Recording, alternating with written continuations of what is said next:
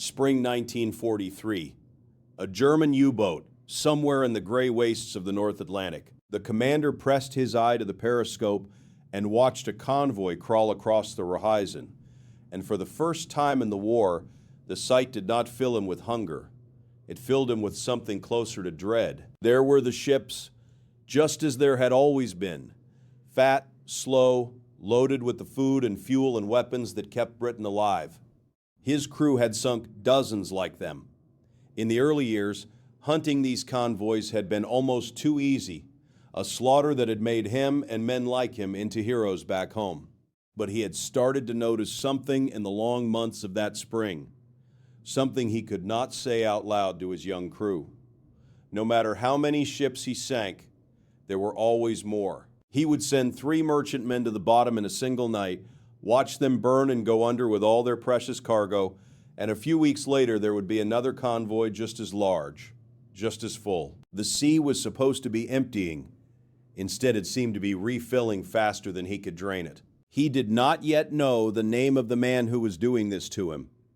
He did not know that his enemy was not really the destroyers hunting him or the aircraft that had begun to appear over the middle of the ocean. His real enemy was a civilian, thousands of miles away, who had never built a ship in his life, and who had quietly found a way to win the war in the one place the U-boats could never reach, the factory floor. Before I get into it, a little backstory. My dad fought in the Second World War, and growing up he told me stories about it all the time. And the more I listened, the more one thing fascinated me. Not what our side did, but what it looked like from the other side. The men who were supposed to win, what they saw, what they were told, and the moment they realized none of it was true. So that's how I like to tell these stories, through the eyes of the enemy who couldn't stop us. And now here I am, passing on the stories I learned to you. To understand the dread in that periscope, you have to understand the cold, brilliant arithmetic the German Navy had built its whole hope upon. Germany could not match the British and American fleet ship for ship. It knew this. So its Marine commander, Admiral Karl Donitz, had fixed on a different way to win, and it was a way built not on glory, but on mathematics. He called it the tonnage war. The idea was simple and merciless. Britain was an island.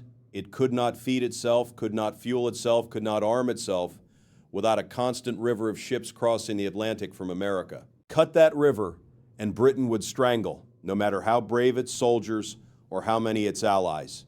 And you did not have to sink every ship.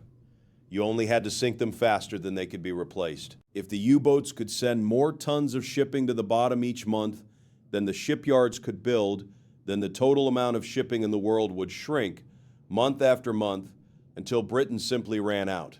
It was a race between the torpedo and the shipyard.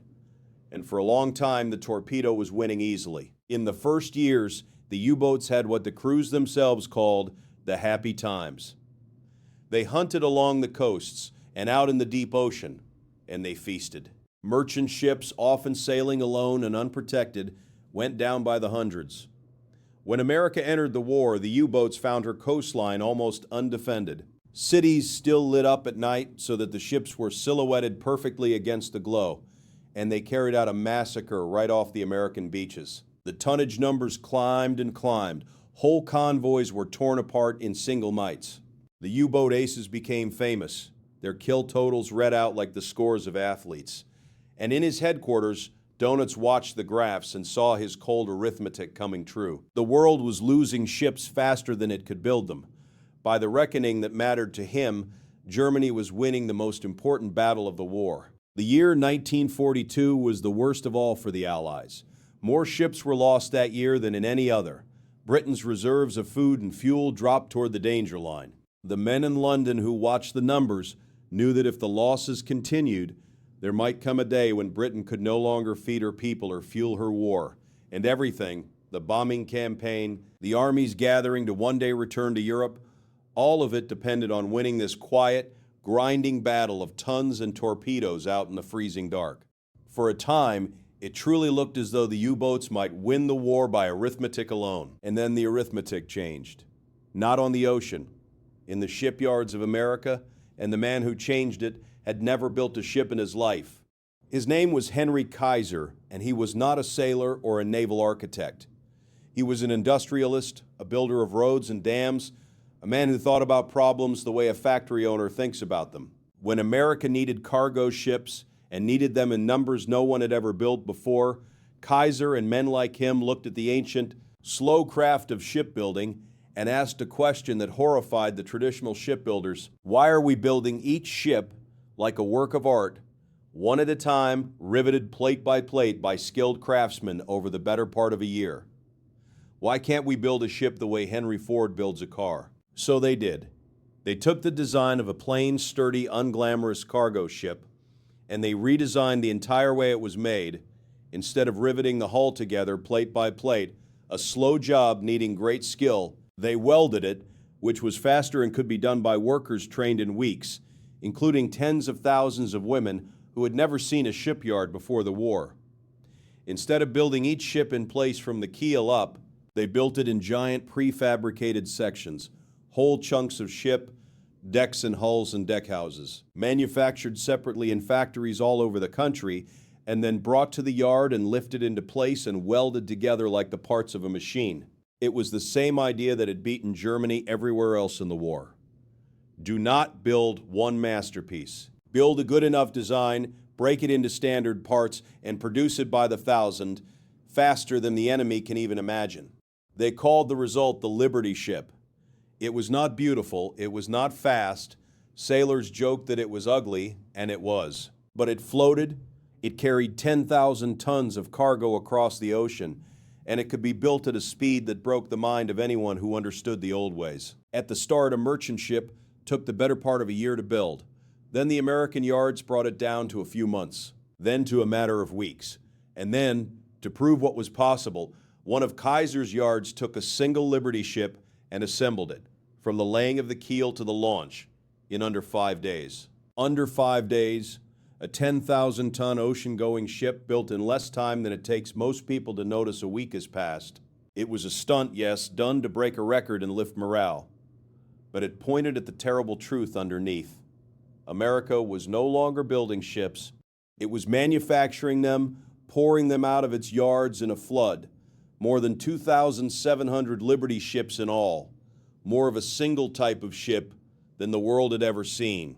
And that flood drowned Admiral Dunitz's beautiful arithmetic. Think about what it did to the tonnage war, the one strategy Germany had. The entire plan depended on sinking ships faster than they could be replaced. The U-boat crews were still brave. They were still, in fact, in that spring of 1943, they were sinking more ships than ever. But it no longer mattered, because for every ship they sank, the American yards were now launching another and another and another. Faster than the torpedoes could work, the commander at his periscope was not imagining it. He really was draining a sea that was being refilled behind his back faster than he could ever empty it. He could have the best month of his career, sink more tonnage than any U-boat ace before him, and at the end of it, there would be more Allied shipping afloat than when he started. The race between the torpedo and the shipyard was over, and the shipyard had won so completely that the torpedo had stopped mattering. But the flood of ships did more than just replace losses. It freed the Allies to hunt. When every merchant ship was precious and irreplaceable, you had to be cautious with them. But when new ships were pouring out of the yards faster than you could crew them, you could afford to be bold. You could build hundreds of escort ships and small aircraft carriers to guard the convoys. You could close the deadly gap in the middle of the ocean where the U-boats had once hunted safely beyond the reach of aircraft, and fill that gap with patrol planes. And so the same industrial flood that saved the merchant fleet also armed the hunters, and the U-boat, which had been the predator of the Atlantic, became the prey. That spring, the one where our commander stared through his periscope and felt dread instead of hunger, was the month the Germans would later remember as the turning point, when their submarines began to die in numbers they could not sustain. The convoys they attacked now bristled with escorts and aircraft. The U-boats were located, hunted, and sunk one after another until Dönitz was forced to pull his wolf packs back from the main convoy routes entirely because he was losing his boats faster than he could build them. The arithmetic he had used against Britain had been turned around and used against him, and it was every bit as merciless in reverse. The cost to the German submarine crews was almost beyond belief. Of all the young men who sailed out in those steel boats, the great majority never came home. It was, by the numbers, the most lethal service of the entire war.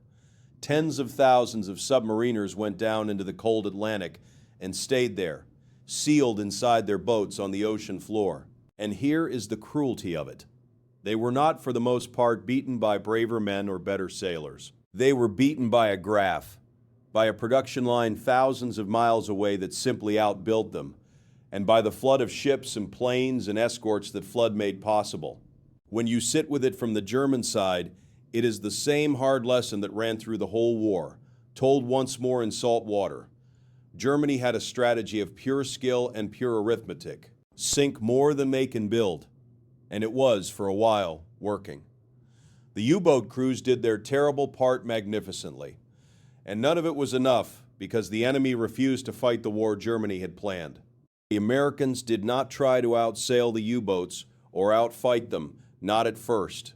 They simply outbuilt the losses and kept outbuilding them until the entire German strategy collapsed under the weight of ships that would not stop coming. The commander at the periscope had been taught that the tonnage war was a battle of torpedoes against ships, of his skill against the enemy's caution. He learned, in that gray spring, that it had never really been that at all. It was a battle of his shipyards against theirs, and Germany's yards, magnificent as they were, could never answer a country that had decided to build cargo ships the way it built automobiles, by the thousand, welded together by ordinary people in a matter of days.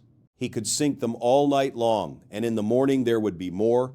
There would always be more, and a U-boat commander, no matter how brilliant, cannot win a war against a factory. The real enemy was never on the water.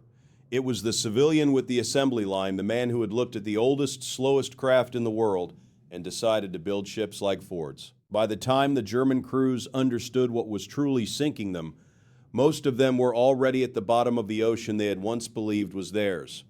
They had gone to sea to strangle an island by arithmetic, and they had been strangled instead, quietly, by an arithmetic they never saw coming, written not in torpedoes but in the endless launching of ugly, good enough, unstoppable ships.